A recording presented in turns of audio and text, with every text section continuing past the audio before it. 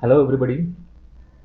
Now I'm going to demonstrate the automatic power factor monitoring and automatic control system.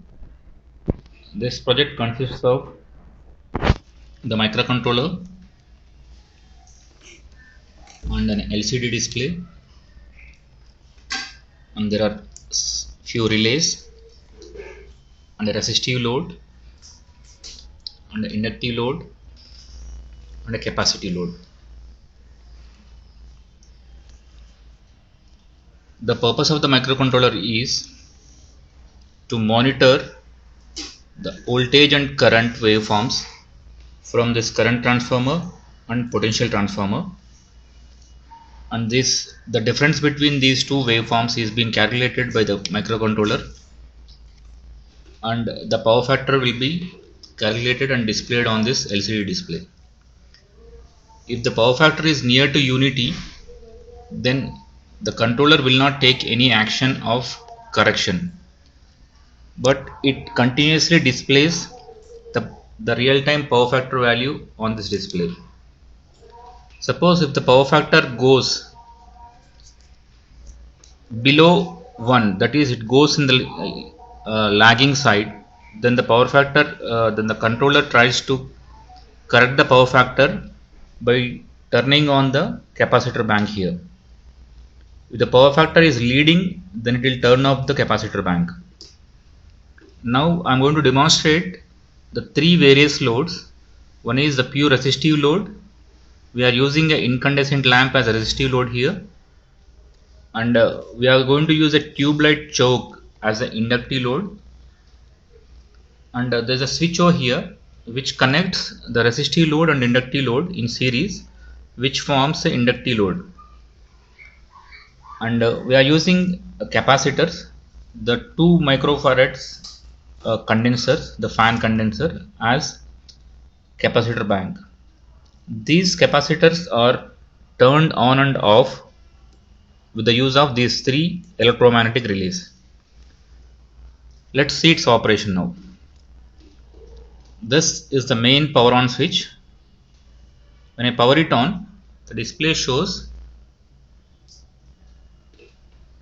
automatic power factor monitoring and control system, and it will try to measure the live power factor. Now the power factor shown is 0.79 lagging, because at the moment we are connected the inductor and the lamp in series, hence it forms the inductive load. Let me convert it into a resistive load. Now the lamp intensity goes high because it's directly connected, it's no more connected in series with the inductor. Now let us see the real-time power factor that's been measured by the microcontroller. See the power factor now, it shows 0.99. that means it's almost near to the unity. Let's connect the inductive load. Now see, the power factor has become 0.78 lagging. Now it's going into a correction mode by turning on the capacitor over here. When the power factor is 0.79, the relay got turned on, and the corrected value of the power factor is 0.93. Now it remains in this stage until the inductive load is disconnected. See, now the inductive load is connected and power factor was around 0.7. To correct the power factor, the microcontroller switches on the capacitor. One capacitor got turned on.